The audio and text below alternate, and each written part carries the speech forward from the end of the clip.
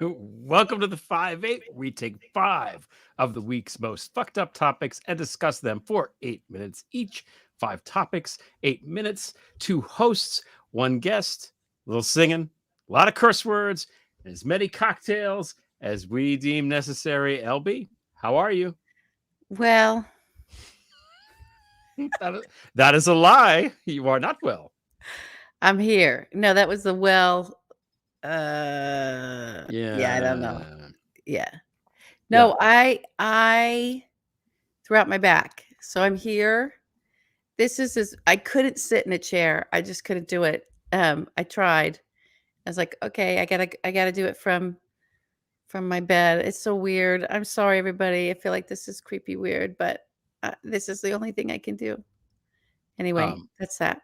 Yeah, no, it's not creepy weird. I feel like, this is the playoffs, man. You got to play through pain, got to play through the injuries. We appreciate you putting on your game face and coming to the show tonight, Okay. despite the physical and perhaps existential pain that you are in, that we're all in, maybe a little bit. A little bit. Yeah. Yeah. This should be down more. Uh-oh. I should set this up. What are you doing? I don't know. I don't like how things look. Don't mess around with it. All right. Do you have big weekend plans? You do anything fun for Father's Day weekend? Oh my God. You've just forgotten that it's Father's Day weekend. I'm telling you, I have forgotten. We're doing something fun here. What are you doing? Go to my in-laws, okay? And we're going to do the usual family tradition. Okay. Of drinking baby's blood and listening to Pat Benatar. So that's what we're doing. It's gonna be a lot of fun. Oh, okay. Yeah, I heard about that. Mm-hmm.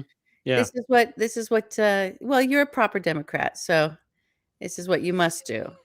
They must vote for criminals, and you must do this. Apparently, yeah. It's what we do.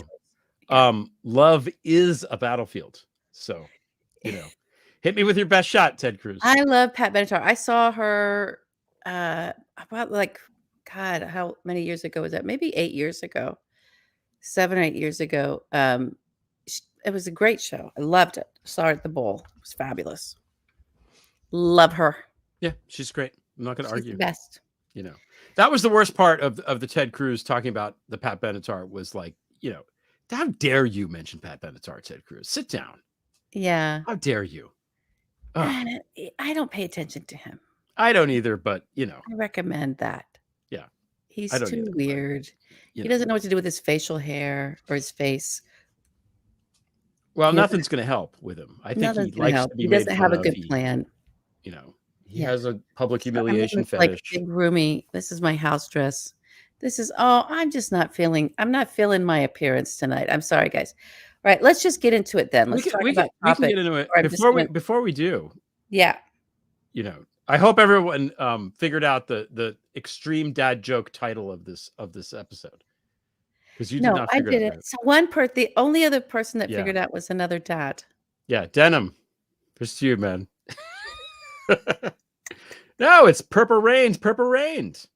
A little Prince going on. Yeah. Perp Arraigned.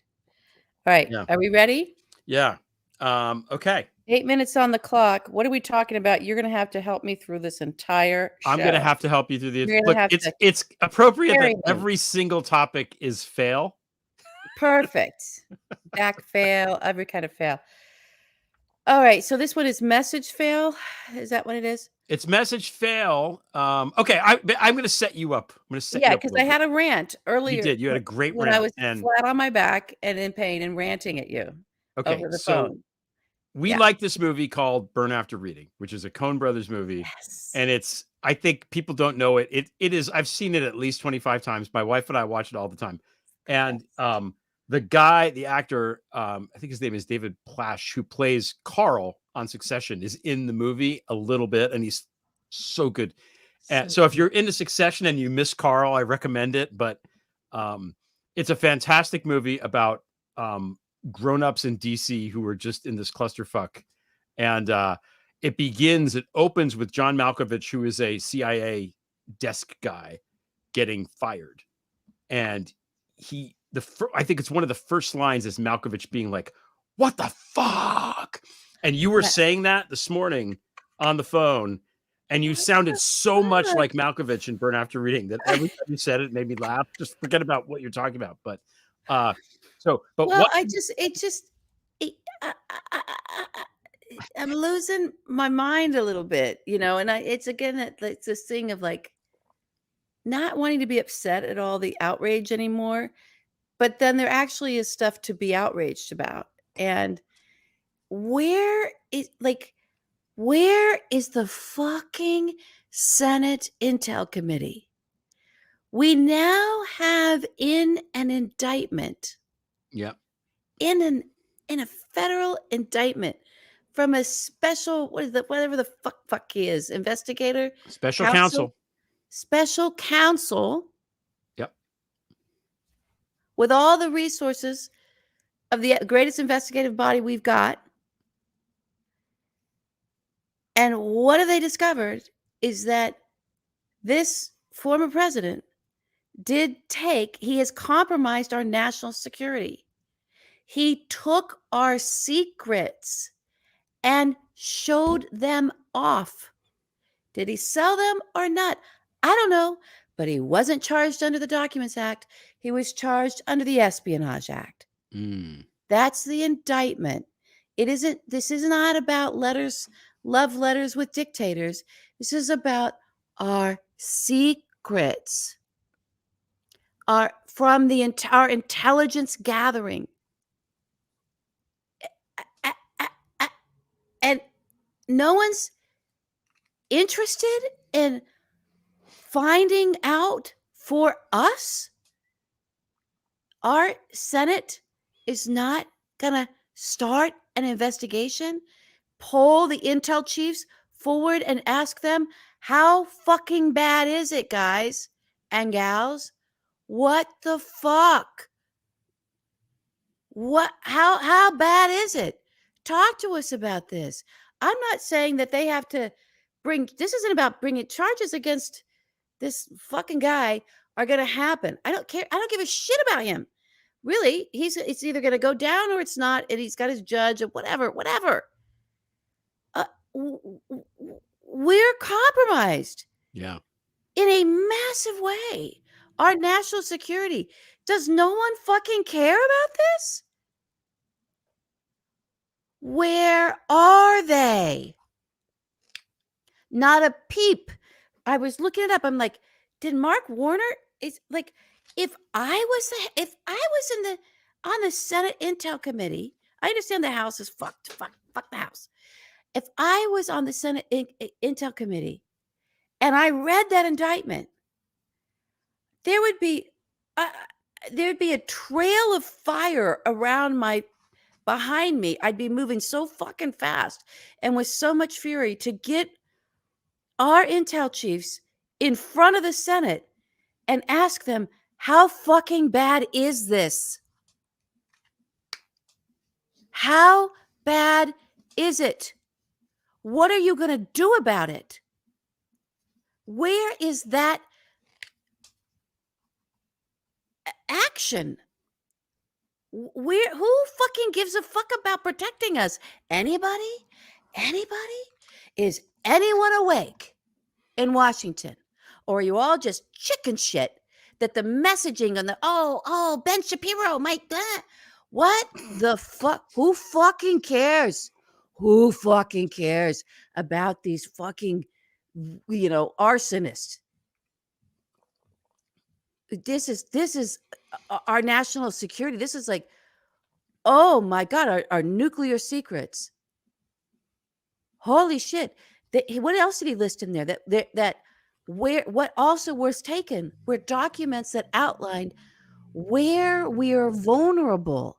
Yeah. It's like, I don't want to compare the United States to the Death Star, but it's the only comparison I have that's going to work for the, literally, he took the fucking shit that says this little 9-inch square hole is, if you put a thing down there, it'll blow the whole goddamn thing up. It's like we have a tiny little soft spot. It's like the dragon in the fucking Lord of the Rings, right? What that's missing is little fucking one little plate of armor around his heart. But you got to get there. No one knew that. No one knew where our fucking thing was. Mm-hmm. Now they do. What are we going to do about this? Why doesn't anybody care? What the fuck with these fucking leaders? Chuck Schumer? What is he wondering around about? Is he still worried about his daughter getting fired from Facebook? What is going on? Who are these clowns? Who are they? Good God. Oh my God. I'm yes, okay. I didn't think I had 8 minutes to just go, what the fuck? But I have spent 8 minutes going, what the fucking fuck? It can't just be, am I crazy? No, you're not crazy. Isn't that their job? Aren't they there to serve us? Don't they need to know? Don't we need to know? What the fuck? It would be nice, you know? Look, at the last time they were fucking cared about any of this was back in January, when all of a sudden it was revealed that Biden had boxes in his fucking garage. Oh my God, Mark Warner had a lot to say about that. Yeah. They were all upset. Ooh. Right? Well, he gave it all back. Whatever. We don't even know what it was. It wasn't anything to compromise. This shit is bad. It's bad. It shows this is how we would actually handle defending ourselves if we had a strike from an enemy.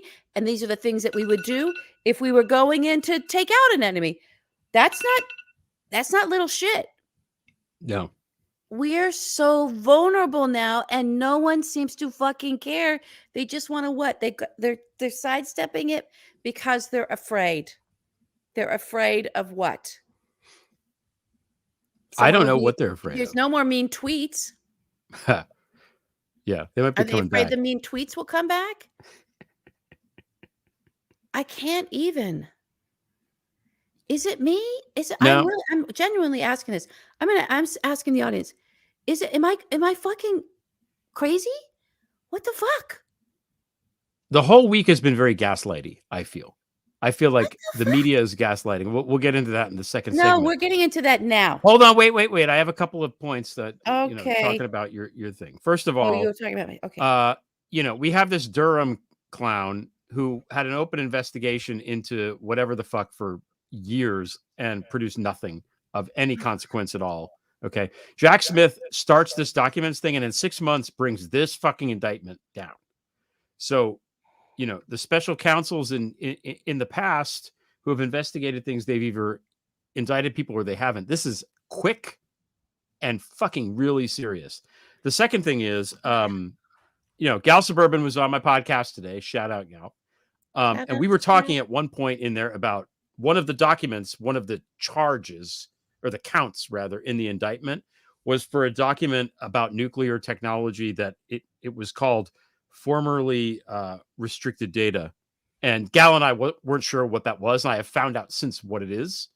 Okay. And it's basically underlying nuclear secrets that were classified under the Atomic Energy Act, but subsequent to the changing of the kind of the way things are administered now, certain parts are now under the DOD, certain parts are under the DOE, which is the Department of Energy. But all that shit is still fucking classified. It's old shit. It's old, but it's old, and it's so important it needed to stay classified under the Department of Defense, is what you're saying. Yeah, or the Department of Energy, one or the other. But yes, it basically, because the Atomic Energy Act is mooted, it's no longer, it's changed. That's what the shit is. Okay, so it's not something that we were speculating, or I was speculating on the pod, which was maybe it's something about troop movements that's no longer current and therefore not as important. It is that. So, it's our nuclear secrets. And again, where's the fucking media reporting on this? Secrets. Yeah. So remember all the Iran can't be allowed to have a nuclear blah blah. Oh my God, North Korea nuclear, right? Because we couldn't let them know how to do it, and we had to have all these things, and da da da, and the Republicans. But so the secrets were, because it's about energy, it's about maybe even reactors. It's not like it's the nuclear codes. That's the weaponization of that information. It's the technology. It's the technology. Yeah. And now no one gives a fuck. Well, Biden has stuff by his Corvette in the garage. Did you know that garages lock or they don't lock and bathrooms lock? Kevin McCarthy told us this. He put the fucking boxes on a stage. Remember how he said this guy is so Broadway? On a stage. Like, couldn't even find a fucking closet. Might even say he staged Let's them. put it on the stage. It's not even in the ballroom off in the corner. He put it on the stage. Yeah, he did. Hello, here are the documents on the stage. With some fucking jazz hands on it, in case anybody wasn't on a stage. Mm-hmm.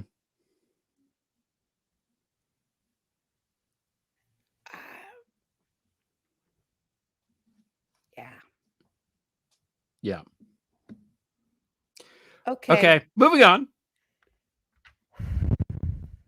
Media fail. I'm so tired of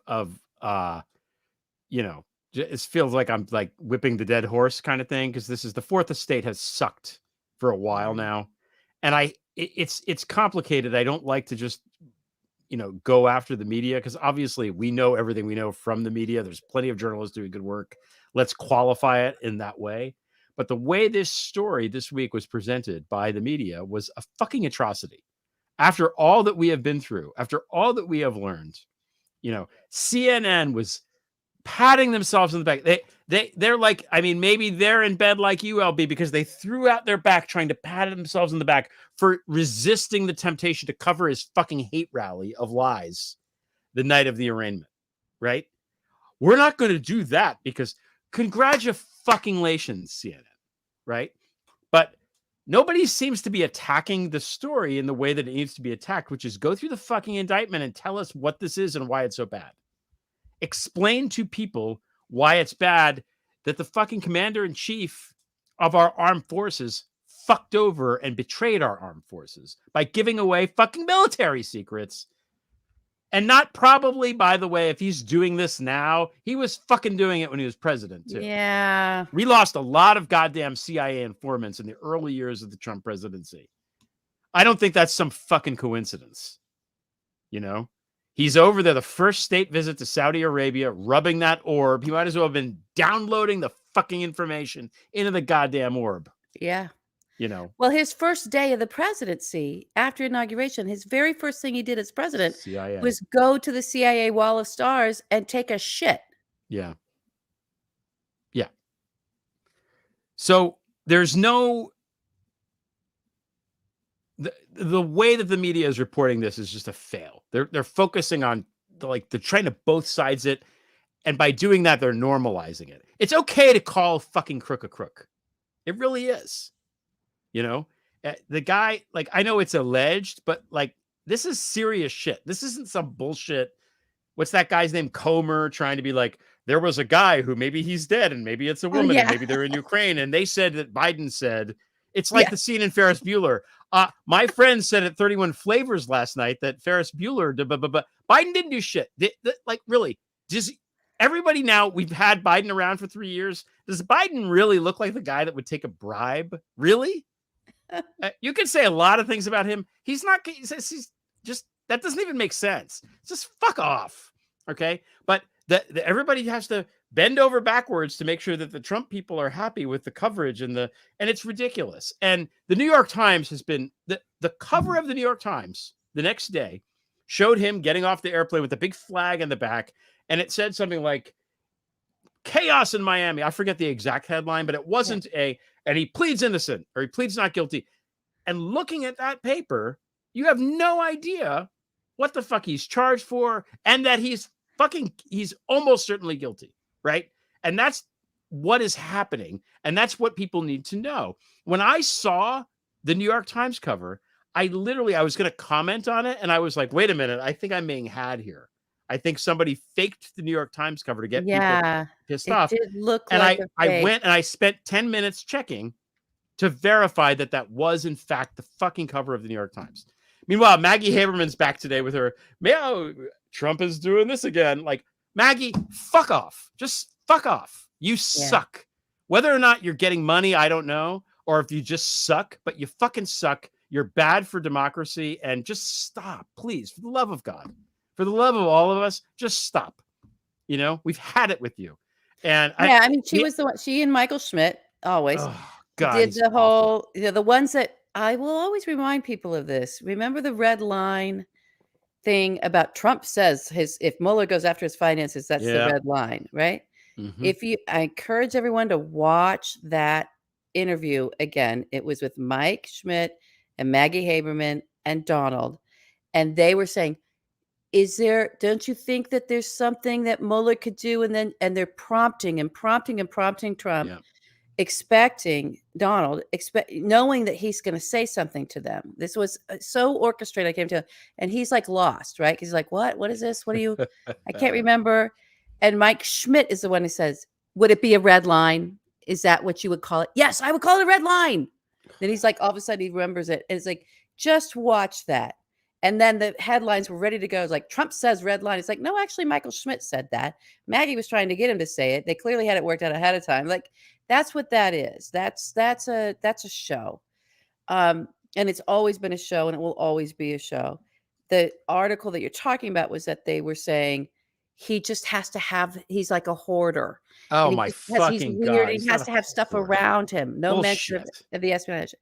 So it's like, or he's a Kremlin asset, like we've been saying, or this was a Manchurian candidate. Quite possibly. How about that? Or he was a member of organized crime and has been in a crime family. So you guys knew that. You reported on that before he became president, before he ran for president. There were plenty of, even Maggie Haberman was writing articles about that before she went to the New York Times. So, you know, what's been frustrating for me is seeing the same discourse happening. So like, I was like, it's unprecedented. If they talk about it, they're trotting that word out again. Not it's criminal. Right. Not it's espionage. It's unprecedented. It's unprecedented. Yeah. Which makes him sound, I always had an issue with that because like he sounds sort of heroic in some ways. Like Joe Biden's economic recovery is unprecedented too. Yeah. Yeah. And then the other thing I saw was like that there was a whole segment and chyrons and everything of like Republican GOP members of right are secretly freaking out about what Trump's charges and, believe it. But it's everything behind closed doors. And I'm like, oh, really? We're going to do this again, too. Yeah. You're going to still talk about the GOP nonstop. But what they're saying, and the whole story is they're saying stuff behind closed doors that's different than what they come out and say. It's like, yeah, guys, that's not news anymore. No. That hasn't been news for 7 years. Yeah. That hasn't been news since Kevin McCarthy and Paul Ryan said they knew that he was on Putin's payroll and went ahead and fucking backed him as president and pretended that was a joke. Right? Yep. It just, yes, that's who they are. That's what they do. We don't need this anymore. This is not helpful discourse. No. It's not journalism. It's not even punditry. It's just you're hacking your way through your hack. It's what? It's trust washing. That's what it is. It's normalizing.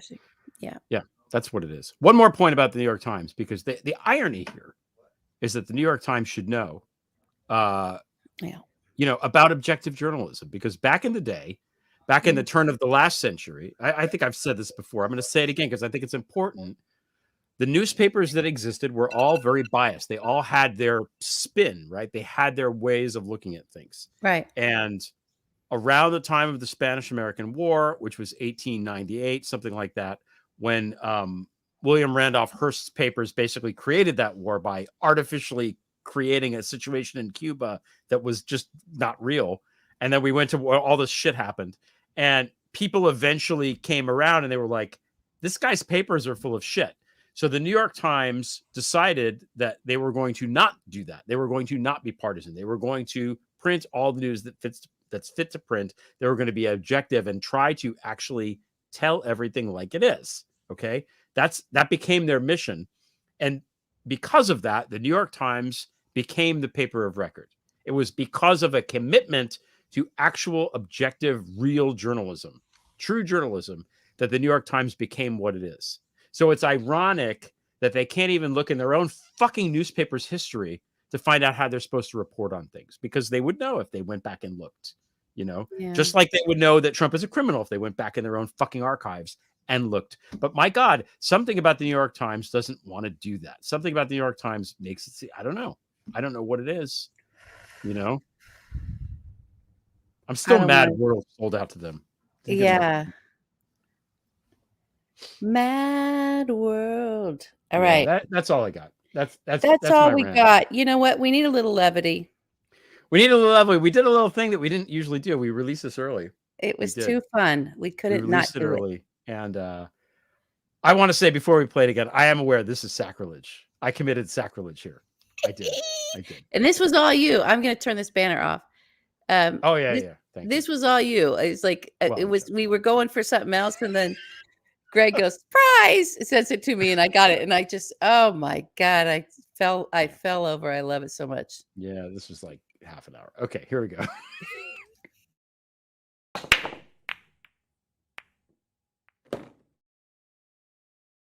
Waltine,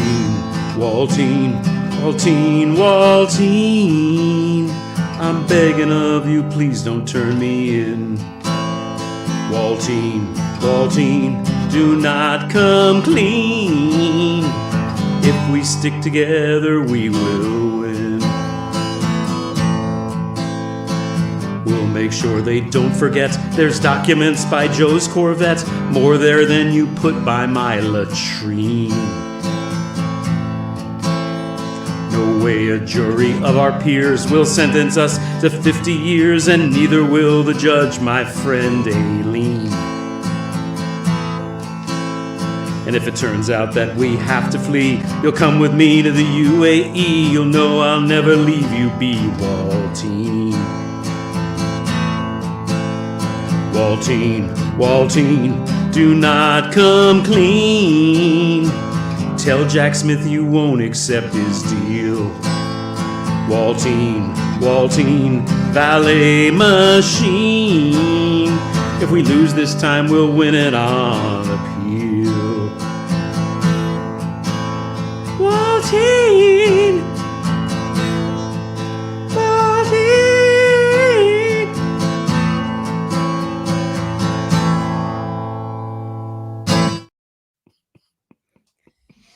I thought of another rhyme after. I thought I could. What was another one? It could have been Waltine. Yeah. If it, I'll be abstained. I could have said, if I go to jail, I'll be abstained. Oh, that's a missed opportunity. Sorry, might have to recut sometimes these things have to be fast. We might have to recut that. We might have to do a remix. But then I like Valet Machine. I like Valet Machine is fabulous. Yeah, that's great. Yeah. I'm sorry, Dolly. Sorry, Dolly. Yeah. Okay, it's time for our guest. He's here. Let's set him up a little bit. Like, why? Because we were like, we're week. We're down. I'm not gonna. I said to you, I said, Greg, I don't want to go on the show and pretend that I'm hopeful. I'm actually not hopeful. It could be that kind of played a role in throwing me back out, or vice versa. I don't know, but I don't know. I want to be honest with the audience. I just feel this is like feels dark right now, and it does. Like a bad moment. And if you guys are feeling that way, we get it. And so we decided we needed to bring on somebody who makes us feel better. And also, no pressure. But also, and maybe he's not feeling great about it, but it's just sort of the most hopeful guest we usually have. And we realize our generations have just, I'm sorry, Gen X has failed. It feels like a failure where we're at in the world. Well, I mean, because everyone Ted who's Cruz responsible. Is Gen X, the what? Ted Cruz is Gen X.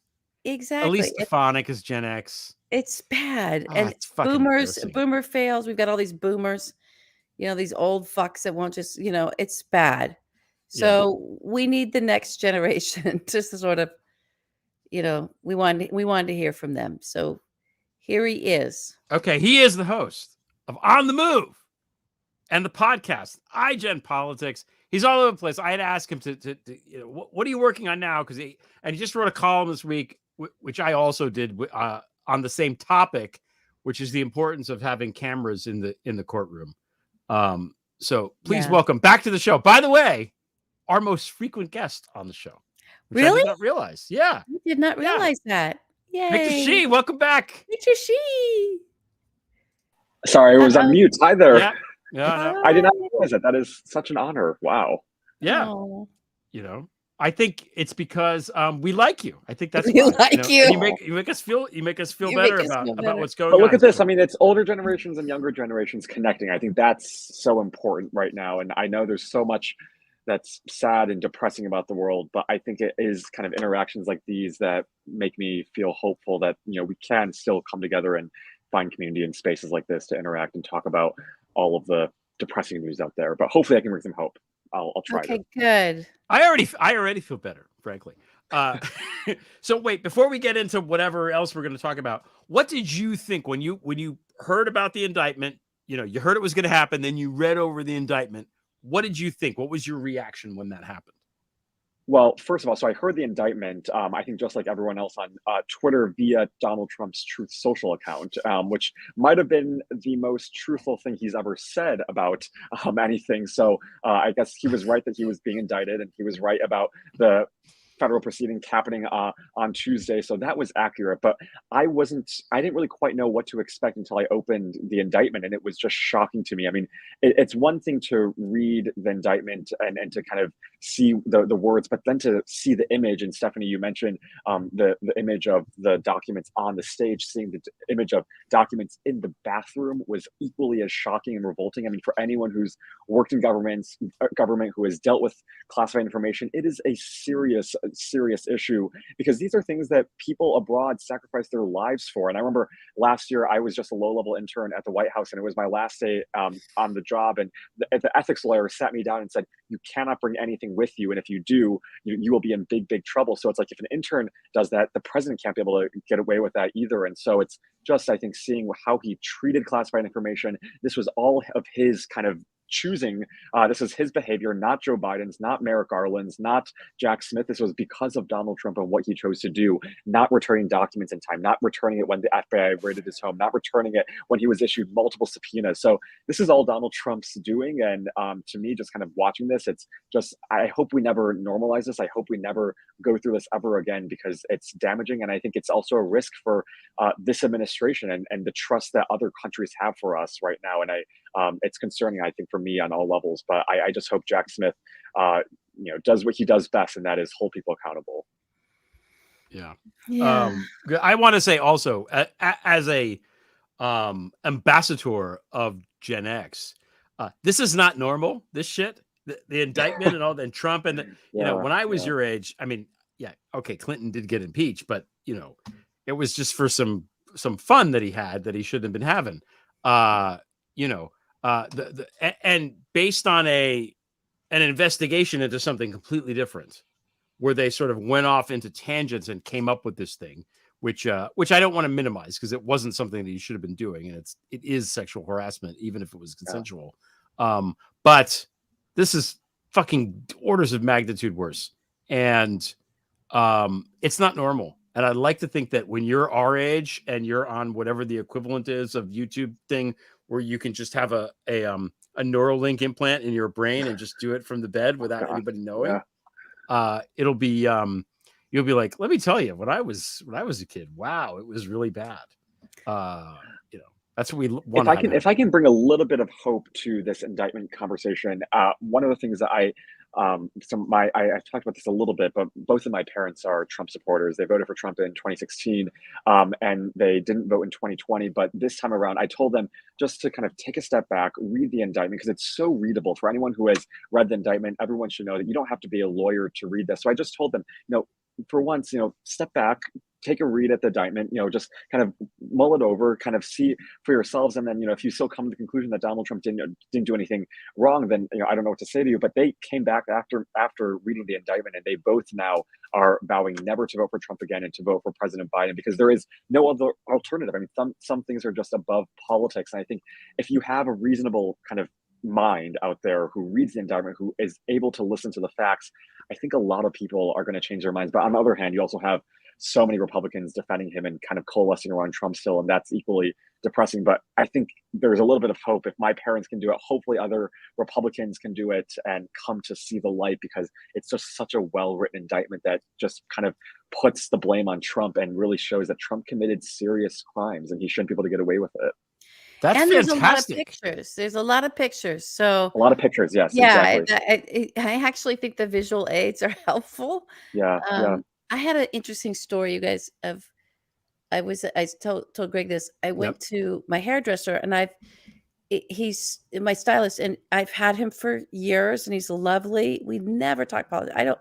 No one in my world, aside from a few people, like they would never know that this would shock him. I'm sure that he has no idea. And what I do. And so when it comes to this stuff, writing, yes, but not this. And so he was like going on and on about, he's Vietnamese, and he was going on and on about China, which he never has done before. But I was like, yeah, it's bad. Like he was on a thing. And I was like, yeah, they're like, and then I said, did you see? And this was on the day that Trump, I said, Trump's getting arraigned. He's got arrested. He's like, what? I was like, uh-oh. I was like, oh, he doesn't know this. And because he was so informed and hateful, like, and ready to go. And I was like, yeah, no, he's under the Espionage Act. He got, he's like, and he was like, oh. And then he started looking at me. I'm like, you understand that this man stole our secrets, yeah? And he's looking at me. He's like, uh-huh. And he started looking at me like I was a crazy person.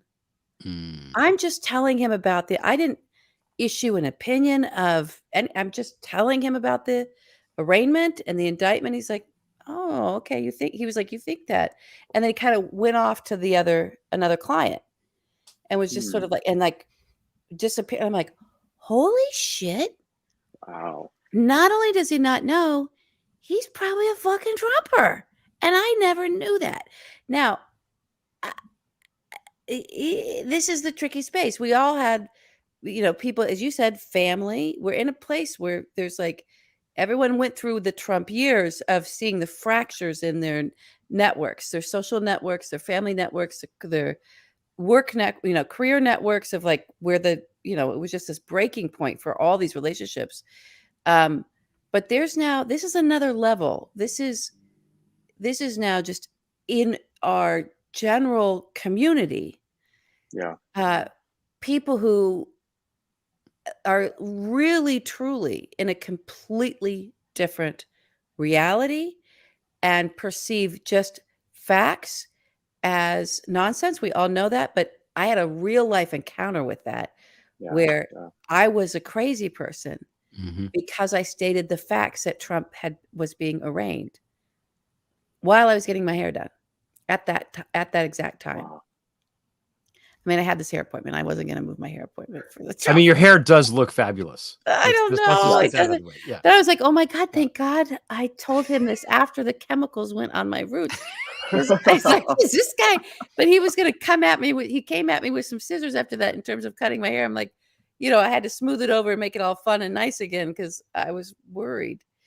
But, this is feeling very,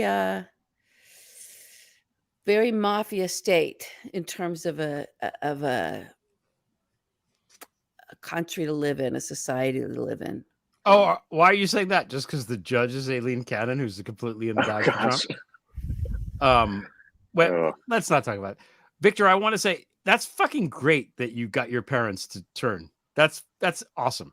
Good for you. That must feel so good. I didn't expect it to happen, and it was. I mean, it was like you said, stuff. I mean, a lot. We don't talk about politics much in the house, about what we do. I mean, it really does feel like Earth 1, Earth 2, where you have, I mean, one set of people who really kind of, I mean, I don't know, like I feel like what MSNBC says, what, you know, our side, it's based off of truth and facts, but on the other side, it's just that reality is completely warped. I mean, they watch Fox News at night, and it's like, and they believe in what's coming out of it. But I think up to a certain point, I think if they're willing to embrace facts, and if they're willing to kind of just take a step back, no matter how you look at it, I think it's just undeniably just damning for Trump. And so I'm glad they reached that conclusion too, and they realized just what a crazy man this is. That's good. It took me so much longer. So, you know, that, with your folks, you mean? decades and decades and decades. Yeah. You know, so it'll make Father's Day better. You know, it'll make Father's Day, you know, it really will. It really will. Yeah. No, I have a voicemail from my dad being like, "You were right about Trump and the mafia." That's it. It's great. You know, he's dead. I'm He said, yes, you got it. I was right, and you figured it out, and that's good. Okay, so I want to talk a little bit about Kamala, because something that we were talking a little bit before we went live, and on the topic of hope. You know, I like to be hopeful. I'm not an unhopeful person. And one of the things you said about her, because I'm an OG Kamala supporter, and I think that what's going to happen is Biden is going to run, he's going to win, and then he's going to give the car keys to Kamala in, like, I don't know, 2025, and then we're going to have the first woman president. It's going to be great, and she's going to be fucking awesome. But in the meantime, she's the vice president. The vice president historically is a position that's almost impossible to be taken seriously or get any positive press coverage or anything like that. Combine that with the fact that the right-wing hit machine is all over her, because the election of 24 is going to be all about Kamala. Kamala's the cop, Kamala's whatever. They're Right. That's all it's going to be about, because they're going to say Joe's going to die and she's going to be president. They're going to make it about her. But what you're saying is that Gen Z actually really likes Kamala, which they should. So talk a little bit about that. Yeah. I mean, and there's so much sexism and misogyny and just racism embedded in everything that the Republican side is talking about with Kamala. But I think in terms of young supporters or young people right now, you know, there's a lot of concern, at least for me and a lot of my peers, that I'm hearing from, that, you know, President Biden might be too old, or that, you know, his age, that he's 80, that, you know, he's almost 80 years old, that he's out of touch. But when we look at the ticket, I think a lot of young people then look at someone like Kamala Harris, and she represents everything that Gen Z cares about and values. I mean, you think about just her identity as the first Black woman, as a first Asian American woman in the position as vice president. You have her and her work on everything from abortion rights. I mean, who was the first person out there after the Dobbs decision fell? It was Kamala Harris. Who was the first person out there after the Tennessee Three got expelled, or the two youngest Black men got expelled? It was Kamala Harris who flew down to Tennessee. And so she's putting in the work. And I think Gen Z really sees that as someone, you know, who is really paving the path for a lot of young people, for a lot of people who look like her. And so I think there is this kind of a really important symbolic message that she shows to young people, that it's possible to, you know, be up here as a Black woman, as an Asian American woman. I think it's possible to, you know, be that high and still do really well. But my wish is that I hope more people will cover her in the way that she deserves to be covered. I mean, we remember there was this one video of Kamala Harris when she went to Tennessee, and she was delivering this speech at a church, and she just got the crowd so riled up and so passionate. And that's the side of Kamala Harris that I wish more people would see. And even, you know, not even just her public appearances. Yesterday, or I think it was the day before, I'm not sure if you guys saw, David Rothkopf did this really amazing great thread. I saw it. Loved Kamala Harris and just the personal private interaction that not many people see. And it was just like, if you read that entire thread, it's like, this is someone who I think really is a dedicated public servant. She is so good at what she does, but that's not really being pushed out there. Instead, the Republican narrative is being pushed out there. And I wish that, you know, we saw more of Kamala Harris. But for Gen Z specifically, when you look at the polling, it's really interesting, because a lot of the polling around President Biden is about 49%, 50%, 51%. But for Kamala Harris, it's 60, 65% in terms of favorability numbers. And that's hugely different from older generations who are about kind of 35%, 40% approving of Kamala Harris. So I think that gap is really interesting. And I think Kamala Harris's role in the 2024 campaign is going to be really interesting to see kind of how they push her forward. And I think the more we can get Kamala Harris with young people, engaging with young people, telling young people that, look, hey, you might be concerned about President Biden's age, but I am here on the ticket. I am kind of what keeps, like you said, Greg, before we went on, this kind of administration in that progressive camp. You have a thing to vote for, and I will be that constant voice. And I proved it with what I've done. And so I think that she's going to be a really important kind of tool and person for the administration and for the campaign to use ahead of 2024. Yeah, this is great. Yeah, and she puts these guys in their place. She put Bill Barr in Yes, place. She put Kavanaugh in place. Mike Pence. Yeah, yeah, the Fly and Kamala. Yes, the Fly. Yeah, yeah. She had a little assist there. Oh, Victor. Okay. All right. Good. I'm so glad that you came on and we're hearing from you. I really am. All right. Can you stick with us for these next two topics? I know you've got a busy day tomorrow. Are you good yeah, for that? I can. I just have to leave by 6. I actually know nothing about sports, but I see. No, that's oh no, you're gonna know. It's we can dismiss you before then if you want. All Because right, climate fail, you have to be here for this. I put the timer on. Let's get to climate fail. Yeah, okay, Greg, take us in this. Yeah, so a couple, last week's show got kind of like it got inundated by Trump news because of the indictment. We had to, we actually pivoted. We had a whole thing planned. We had topics that we didn't do and then the indictment came. We're like, we're just going to talk about obviously we're going to talk about the indictment the whole time, which is what we did. And we talked about indictment. We're talking about Ukraine. So one of the things that we didn't talk about was that here in New York, because of the wildfires in Canada, the sky was fucking insane. It was, and Stephanie, you guys in LA are like, yeah, whatever. That's like, we have a name for that. It's Tuesday. It happens all the time. Yeah. But here in New York, we're like, what the fuck is it? And I took my kid who had to go water a garden. So I drove to this place and I'm sitting on a bench looking at my phone. Upstate New York is trending. And I'm like, why is upstate New York trending? Oh, it's supposed to be really bad in the sky. And it takes me like an embarrassingly long period of time before I like look up from the phone into the sky. And I'm like, oh, wow, that looks fucking weird, man. And it's, it's this blanket of thing. The sun is like this bright orange dot, which I've never seen anything like that before.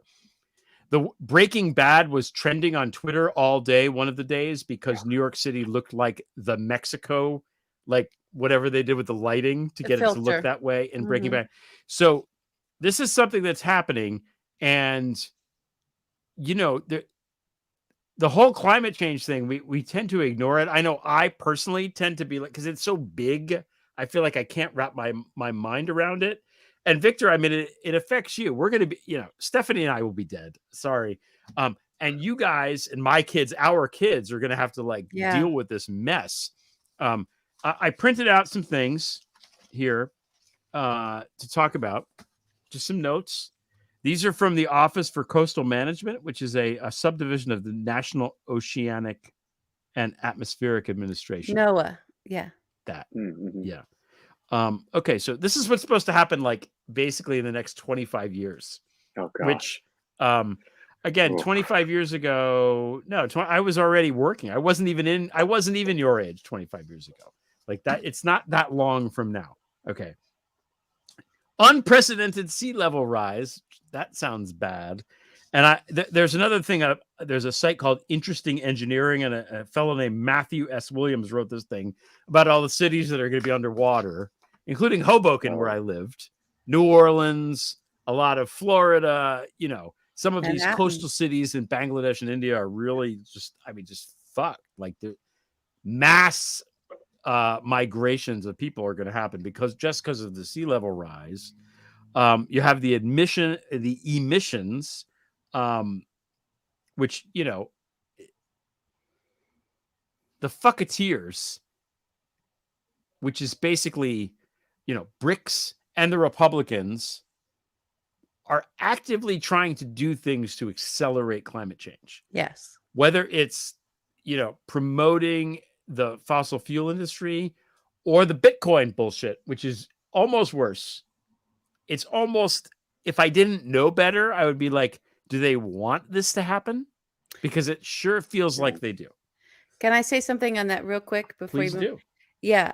I do think that there was, when Al Gore was running around with Oh, God. Inconvenient Truth, there was an era then, where you had the Peter Thiels and the Mark Zuckerbergs, this sort of early 2000s, mid 2000s. And Zuck, maybe like he was just starting with Facebook, but becoming very wealthy very quickly. There was a request amongst the Silicon Valley and some other folks scattered around elsewhere to have private consultations with the scientists involved in Inconvenient Truth and other Earth scientists that were in the know of, like, what are we really facing? Some of them coming formerly out of working for defense, because or the Army, because there's a lot of specialists. There's national security issues and issues for our military involved in the changing climate, rising sea levels, all that kind of stuff. So these new billionaires, that new billionaire set that didn't really exist before, and now it's just everywhere, this wealth. We're getting these private briefings on what to look for, what to expect, where to go. It's why they all bought bunkers in New Zealand, because New Zealand was identified as a island where it wouldn't be submerged, and islands are seen, especially like New Zealand, we're seen as like, this is not where the migration of people are going to end up. It's difficult to get to an island, so you're not going to have a change in the population that would make a run on the resources. And it's also agriculturally look like, it's going to continue to get the water, it's get rainfall, it's going to continue to be able to grow. So you'll have food resources there. So that's why New Zealand was a hot spot, because it was identified by these scientists as like, this place kind of will survive, right? So just so everybody's aware, and I'm not talking about my ass here, I knew some of these folks, and the Peter Thiels of the world were getting this. I can't imagine, now this is where it's guesswork. My guess would be that they then, there was a moment where they could have probably, with their resources, invested in helping, right? And instead, they started looking to the sky and saying, well, we're going to get off this planet, and put our resources there, or looking at things like, how can we make money off of this? How can we end up being the new land barons? How can we monetize the level of human misery coming? How can we benefit from it? I'm not saying I know that that's what the thinking was. I'm just saying I find it hard to believe it wasn't. That's it. That's my little rant. So yeah, Greg, yes. This is all bad. The heat is going to get hotter. There's going to be more like, crazy weather things. It's going to be drier in some places, much wetter in other places. The temperatures will get higher. Back in the 14th century, there was a blip in the global temperatures, not from shit we were doing, just from the things that these fossil fuel guys like to pretend are the case now. It's just the earth move. No, it's not. We fucking took everything out of the earth and burned it. You really think that has no impact? Really? None. So, but at that time in the 14th century, just something happened and it just got a little bit warmer. And the migratory pattern of the marmot in Siberia changed and got a little bit more south. And the illnesses from the marmot, marmot's like a ferret, it's a rodent, right? Are virulent and awful. It's like really bad. And everybody knows this in those circles, okay? That jumped into humans as a result of this, or not a result, because of the climate shift in temperature, right, and the marmot going a little bit farther south. Everything shifted. The disease of the marmot jumped into humans, and that is how the Black Death started in that part of the world. In Crimea, right? That was how it came to Europe, through Crimea. There's certain places that just have a magical, And it killed a third of the population of Europe. Yeah. A third, 1/3. All of the property law that we now have and laws of inheritance derive from that period of time. From that. Oh, wow. Because so many fucking generations died in 2 days that they were like, oh, what do we do now? Who gets to... Can a woman inherit the farm?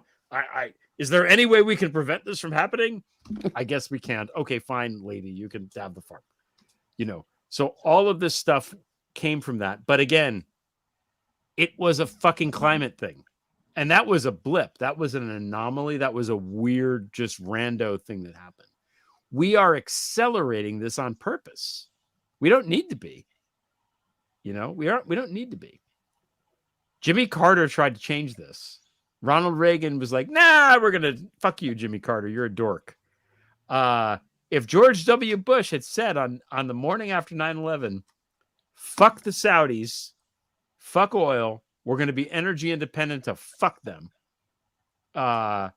Everybody in the fucking free world would have bought in. And we would already be done with this problem. But no. Yeah. He didn't do that. The Texas oil man is going to do... I don't think so. What? Yeah. I didn't hear what you said. I said the Texas oil man was going to say fuck the Saudis. I don't think so. No, he's not. He's not going to say fuck this. He's up in it. But no, that was a golden opportunity. It was a golden opportunity, but that's the circumstances we keep getting ourselves into with the choices we make. Victor, what kind of choices do you think? Where does your generation live? I mean, I know how environmentally active, right? And it's such a big part of the thinking, but where do you guys see that you have choice? Like, where is it just voting? Well, I think there's so much of kind of this generation, and the reason why we care so much about the climate is because it's one of those issues, just like, I mean, gun violence affects all of us. I mean, we are all experiencing natural disasters. And so I think the initial thing, and part of the reason why you really didn't see that many, I guess you haven't seen as many young voters vote in the past elections, is because not many of them were actually voting eligible age yet. So the first thing that we would do is go out on the streets and protest and, take to social media. And those were sort of the avenues that, or I guess the tools that we had at our disposal to create change. But I think now with that extra choice of voting, and that's why I think 2024 is going to be so important, is because you're going to have the majority of Gen Zers who are going to be able to vote. I think that's going to be the choice that, at least for a lot of us, that's a key component of the decision-making process, I think, as we kind of look at this world and looking at what's happening in New York. I will also say, I mean, part of the, I don't know, hope, the other week, Apple released this, VR vision thing for next year. And it's on our list of things to talk about. I am completely, I don't know what to think about it, but I was reading this really interesting report that a friend sent to me. And VR can actually be used, hopefully, to awaken people with positions of power who might be climate skeptics. There was this really interesting study done out of this lab at Stanford that found there were a bunch of climate skeptics, and they changed about 60% of climate skeptics to become climate believers after going through this like VR experience. And I think just like kind of living it and kind of experiencing what it's like could be a very powerful way, I think, to hopefully get the people in power to actually kind of care about this and to create change. But it's clearly something that generation just doesn't feel like is an immediate threat. But if we can kind of get that out there and kind of make them realize it's here, it's real, and this is the type of world that you would live in if you don't, do something about it.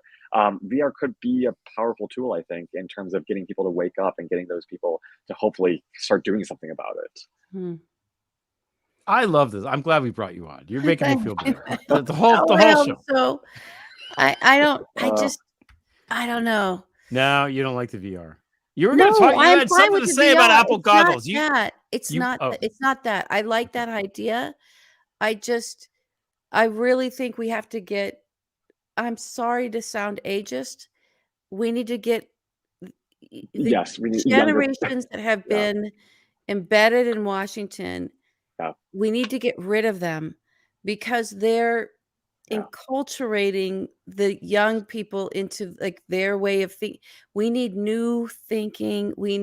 I don't know that putting a VR is going to, it's like, okay, I can see it now. Because it's like, but I don't know that they'll then act differently. I don't know that people know how to behave differently. I think we need new people. I really do. I'm done with everybody, and I would like new people with new ideas and new behaviors and new ways of of uh, uh, of envisioning new future visions. I want something else. I really I mean, do. yeah, So you that's have to all. look no further. I don't know if you guys saw that TikTok hearing, but seeing what some of the Republicans, or not even Republican, I mean, senators on both ends of the aisle talk about TikTok and social media, it was just really embarrassing. I think that highlighted to me why we need some new leadership. I think. New leadership. Yeah, no, it's and then it's too depressing to talk about, especially in Okay. the Senate, because the Senate tends to be Yeah, more just, yeah. ossified, I think, than the once you're Yeah. there, you're there forever. Yeah, to me, Warnock, even though he's older, that I'm in. Yep, yep, Ossoff and I Warnock, agree. that feels Ossoff one, yep. fresh. Like, Even Fetterman, I think he's also. I mean, it's just like the Chuck Grassley's, Mitch McConnell's, some people I hate. I mean, Dianne Feinstein's. I mean, we kind of. I think there's new blood. New blood. Yeah, Mark Feinstein Warner. can't leave, or we get Bye-bye. fucked on the Judiciary Committee. That is true. There's Yes, like all this yes. weird shit with that, and it's ridiculous. I'm like, are we in charge or not? Like, I don't get it. Yeah. But Yeah. I guess we're not. I don't know. Hey, Jack Smith, arrest fucking Tuberville and Cruz. And then once the day they're arrested, we do all this shit. We just boom, boom, boom, boom, boom. Yeah. That's the thing that needs to happen. But it's, You except should that be in the Dick Senate, Durbin will be Greg like, Olear. whoa, we can't do that. We're going to wait until the Republicans come and then we'll vote. Yeah. And he's my senator. It pains me to see some of what he's doing right now. It's like, act like you're in power. No. Yeah. Gal. Okay, Please, Gal. Yeah, like- this is the thing. Whoops. That's not. That's what I wanted. Lolo. That's not the right one. I love you, Lolo, but that's not what I wanted to highlight. Here it is. Okay. Grassley isn't actually alive. He's got a Kremlin robot covered in Grassley's skin. That could be. May be true. I'm going to go one better. I think Grassley is with us until he walks into direct sunlight or Van Helsing shows up. That's just how this shit works. Get him a plate of fucking garlic, stat. Yeah. All right, let's get to our announcements. If we have announcements. Any. I do. Okay. I got announcements. Wait, first, Victor, do you have announcements? Ooh, talk about your show, man, because I did not do a good job of introducing it. All good. It's well, On the Move. It's a daily show on YouTube that streams live at 8 a.m. Pacific, 11 Eastern. It's on Politicon's YouTube channel. It's been a wonderful, wonderful time. And I do a podcast also with Joe Wine-Banks called iGen Politics, and that drops every Wednesday. So and you can also find me on Twitter. That's great. I love that you're doing that with her. That's just so it really does. See, this is the thing, Steph. We were made happy and hopeful by Victor's presence. Yes, it's true. Yeah, it really is great. I love it. I really do. You guys make me happy and hopeful too. Yeah. Aww. Thank you. Okay. Steph, do you have No. Your announcement. No, I can't take ibuprofen because I have to have a thing next week and they can't thing and Tylenol. That makes me a little weird. I don't know. I just am drinking That's all water. the more reason to take the Tylenol. Wait, Tylenol makes you weird? I do know the a most chiropractor. fucking anodyne thing there is. What weird how? It doesn't it gives me acid and I don't like it. Oh, It doesn't physically feel like weird. it feels good. I thought maybe you got No, but I do have that from. Oh my God! See, this is what my back is out, and I'm going to tell these stories. Too much Grateful Dead. Is this a Grateful Dead story? No, it's not. Well, maybe. Okay. So no, I was I can't take any of those. Wait. Hold that thought. Victor, you got to go. Sorry, I have to. No. I'm so sorry. I'm so sorry. sorry. I'm so glad that you joined us. And we're again bad host because you told whatever. You told us that you had to go. No. And we're telling stories. I hope that you were paying attention to the comments, and I hope that if you were not, you'll come back later and read them because everybody loves you, and you should know that. We're very grateful to you for joining us. Thanks again, and everybody, watch his show, download his podcast. It's good stuff. Victor, thanks so much. Have a great weekend, man. Thanks so much, Bye, guys. Victor. Thank you. Thank Have a great one. Bye, guys. Bye. Okay. Oh, okay. I'm Tell your sorry we story. kept him late. We made him late. I know we made him late. He'll be fine. Oh, He'll be fine. Love Victor. He's great. anyway. All Everyone right. I'm loves not going Victor. to tell my story about What's your story? I just can't take any of those pain meds. So I'm stuck with like whatever. Why can't I Tylenol? Tylenol? Even I can take Tylenol. Tylenol doesn't it doesn't work. It's not great for me. It just doesn't work. Like whatever. I don't know. And I tried that Tylenol PM once and I couldn't quite wake up. Like it was like I didn't feel good. So I have a negative thing with it. Okay. Have you tried heroin? No. Because that will work. I do not recommend doing it, but it will work. Doing that. I can't even take I broke my arm years ago and they gave me morphine and I just started vomiting everywhere. Like I can't do any of those. What about this? Cannabis oil? Wait. Liz, are we rubbing cannabis oil into the back or just I don't know anything about cannabis. I do. I have like Tiger Balm. I know a chiropractor, everybody. Yeah, you do. I really do. Good one. But I haven't been able to there hasn't been a moment in the day. So that's going to happen after this show. And then I'll go to bed. That's what's going to happen. Arnica, glucosamine, vitamin B. Yes, I know all these things. I know them all, guys. Okay. Yeah. Sometimes it's the back. Sometimes you're just fucked. Yeah, wait. Sometimes you're just fucked. I like this one. Yeah. That means. Yeah. Yeah. I gotta sit up a little bit. Okay. I'm so sorry. I feel so stupid. Okay. Let's go to our last topic. So I have my announcement. Oh yeah, your announcement. I have an actual announcement. What's your announcement? Of all, I have several. Okay. This is so bad. I can't believe this. Don't make me laugh too hard. It's so bad.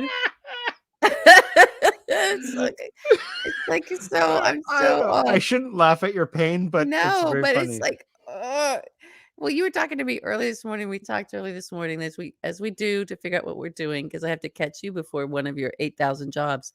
Yeah, and I was like, was that this morning? But it was like trying to walk up the stairs with my coffee. Yes, and every step I was like,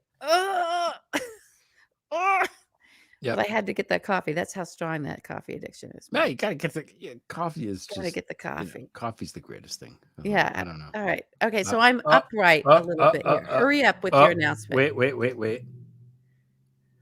God, I can't get the right thing. Here we go. There it is. Lola's making the brownies. Yes, Lola, please make me the brownies. I missed the Serena's premiere because I couldn't move. I was texting her going, I can't move. I'm done. I know. Lolo took great pictures. Zarina had I'll have to look. Zarina had a dress on in blue. I know about the dress. Fuck Putin on it. I know about the dress. It was amazing. So amazing. I love it. Yeah. Oh, she's great. Okay. I do have an announcement. Yes. I have several. First of all, as people probably know who are watching the show, I had Gal Suburban on the podcast. We recorded the interview on Sunday and we broke down kind of the indictment stuff. It's really good. Always great to talk to her. She's so smart and knows a lot of things. There's lots of stuff I want to follow up on with that, like reporting wise about you'll hear Trump sort of argue that I could declassify with my mind and I wasn't sure how to declassify. And I said, no, you knew how to declassify because you put Ezra Cohen Watnick over in the wherever the fuck he was to do the declassification shit. Okay. Trump knew exactly what the fucking processes were.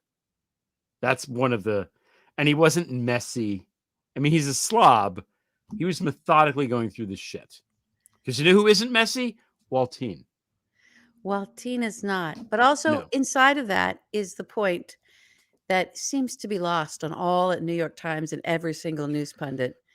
If he's saying, I don't want anyone going through my boxes, I don't want you looking at my boxes, it's because he's got shit in there that he knows he should not have, and he's going to do something with it, and he doesn't want to get caught.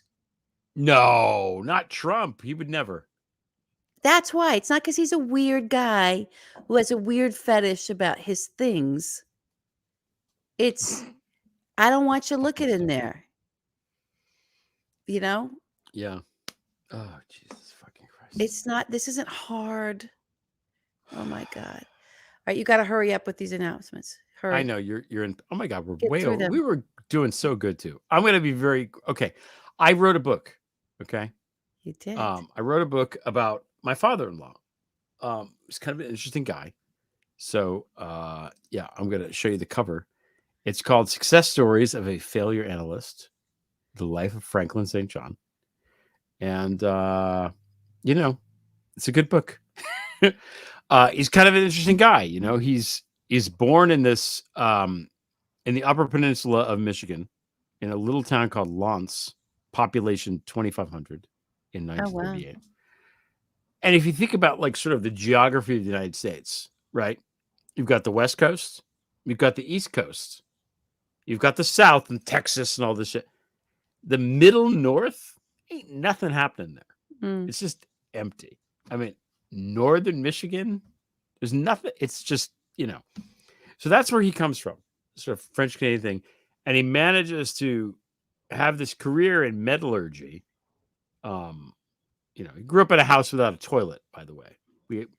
We've heard this many, many times in the family lore. This does seem like a father-in-law story. Why do you even have a toilet in the house? Yeah. There's literally no toilet in the house. They have to go in the and again, it's fucking cold there in the wintertime. Yeah. Not, you know. And he makes this name for himself. He goes into, you know, he deals with Nazis from Germany who came over from Operation Paperclip. Oh. Okay. Yeah. So that's in there. He dealt with, when he was in Philly, you know, like mobsters literally trying to kill him. And, you know, because he and his friend figured out, hey, all this money's going missing. What's going on? Yeah, don't tell anybody that. They do not want you to know. I had to tell him, oh, yeah, that was a mob thing. That was a bust out. And he's like, what? I'm like, yeah, that's what happened. So anyway, I wrote this book and, you know, it's interesting. And it's there on the, okay. Thank you, True Player. Here's the old link. Where did it go? I'm having problems with this tonight. There it goes. There's the link. So, you know, it is not a 700-page novel about the Byzantine Empire. Okay. There's information here about me, about my family, which you might find interesting. Greg. So, and again, I love my father-in-law. He's a cool guy. He's very interesting, and you know, he's good stuff. So, if you feel like move to, you know, check that out on Father's Day weekend, please do. Okay, that's my announcement. That's a good one. I like that announcement. Yep. Yeah. Okay, that's it? That's the announcements, yeah. We have another topic. I'm sorry. We do. Oh. What are you going to do? Are you going to lay down? I don't know. This position is not great. Okay, change your position, because I want to talk about this really quick, and then we'll sign off. Okay. Also, I should say there's no after hours tonight. We're on 8 minutes. Because the clock is going. You can't function. I can't function. No, and we will probably take next week off. Oh my God. It seems like next week we're going to not have a show. Yes, next week probably off. There's a lot happening, so we'll see. We'll let you guys know. Yeah. Okay. So, okay. There. Sports fail. Sports fail.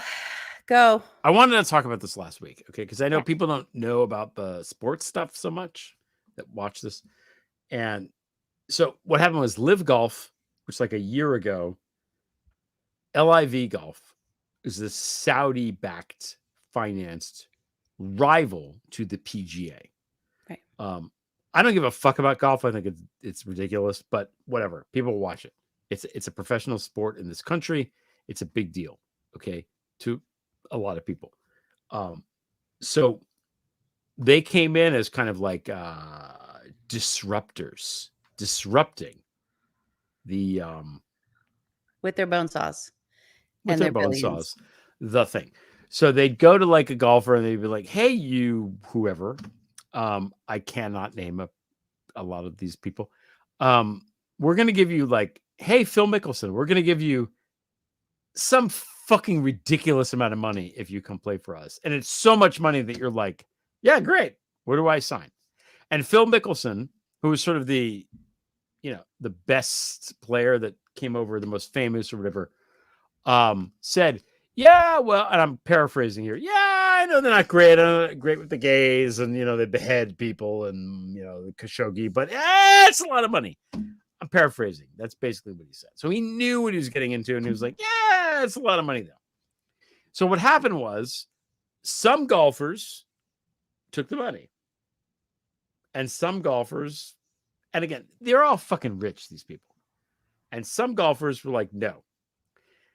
Greg Norman, who's Australian and kind of in a position of authority with LIV Golf, he was a golfer. Now he's older and he's phased out of that. He and Tiger Woods have always kind of butted heads historically. I think, as Greg Norman said, racist things a long time ago, and Tiger Woods don't like him. They offered Tiger Woods like some astonishing amount of money, and Tiger Woods was like, let me think about it. Yeah, fuck you. So it cleaved, golf cleaved, and you had people that were in this LIV Golf thing who took the fucking money, sellouts, fucking traitors. Yeah. And you had people that were in the PGA that were like, fuck you, I'm not taking your fucking blood money, bone saw.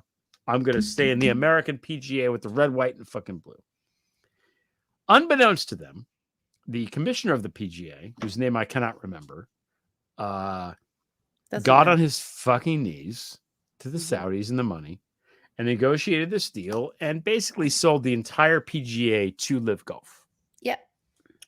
Fucking over all of the golfers that were like, yeah, fuck you, we're not going to play.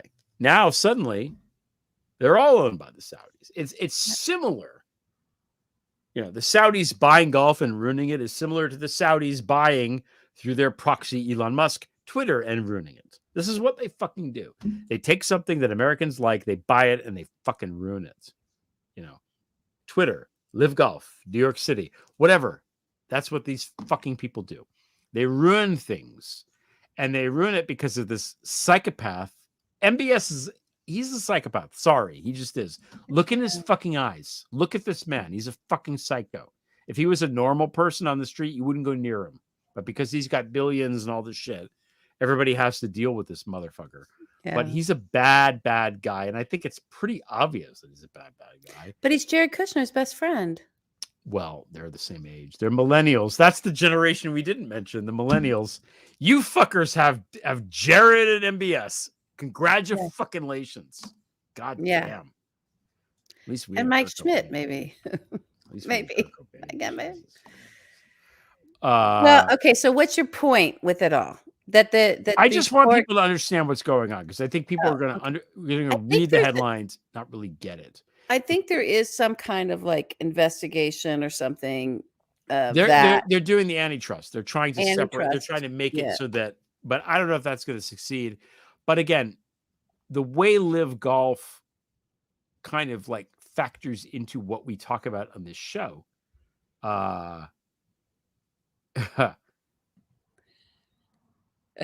Who's us, Caitlin? I don't know. Texans? I think she's saying millennials. Oh, yeah. I love millennials. Plenty of millennials. Asia's a millennial. Asia Radin. We love her. My friend Mike at work is a millennial. I love him. There's good and bad people in every fucking generation. But not all of us do the avocado toast. So, okay. So the way that LIV Golf factor, although there's nothing wrong with avocado toast, it's actually quite delicious. The way that LIV Golf factors into the stuff we talk about on the show is that Trump was fucking there in July. Yes, he did. So, and again, we know he has classified documents. He brings them to Bedminster. The fucking Saudis show up at Bedminster 9 days after Ivana is somehow buried at Bedminster. I mean, nothing to see here. Please disperse. Something's going on. We're not crazy to think that everyone's carrying around a big bag. Put the fucking documents in the bag and get on your fucking, Something's happening. Airbus 380 and fly back to fucking All they need is Riyadh. their phone to go click, click, click, click, click, click, take the That picture. too, but they could also take the actual documents. Yeah. I don't know, man. It's all right. Well, here's what I know. It's bleak when we end on the Saudis. So it's never a good idea to end on the Saudis. But that's where we ended tonight. And I'm pulling the hook on myself. Okay. This is it. It was heroic of everybody to like tolerate this. And I hope the show was okay. It was fine. Stop. Yeah. Nobody cares where your backdrop is. You and your backdrops. I'm here. I'm there. I'm whatever. I feel bad for you. Can we say something about the Saudis? What's that? They were nomads until like 1940 when FDR made them what they are. Yeah. Okay? This is not a long-standing thing. They have the weird agreement with the Wahhabi. It's a fucking house of cards. What do they produce? They don't do anything. They don't produce anything. There's no art coming out of that. There's no cinema. Iran has like art and cinema, and Saudis produce nothing. It's a fucking desert of art and culture and innovation. All they have is the fucking shit coming out of the earth that they monetize and people they can kill. It's a bankrupt culture. Sorry, but it is. That's it. So you can say it's always dour. It isn't dour. These people have no future. They've got no fucking future. What do they do? What do they do? They don't do anything. They don't produce anything other than oil. Nothing. And the reason that it's like that is because they're bad to their women and they're bad to the other people that live in the country. And that's it. It's not a. We can do a sweeping hard equation. We can do a sweeping, global whatever history from the beginning of time until now. The cultures that are the most diverse and the most inclusive of other cultures and of women are the ones that are the best. Duh. And the Saudis fucking, what's the theme of tonight's episode? Fail. They fucking fail because they suck. They suck. They don't do anything. They're fucking useless. Well, it's an emirate, right? Like in terms of it's the royal fund. So everything is about the royalty. When you just have a monarchy and that's it, and they somehow produce most of the population, it's not how human beings.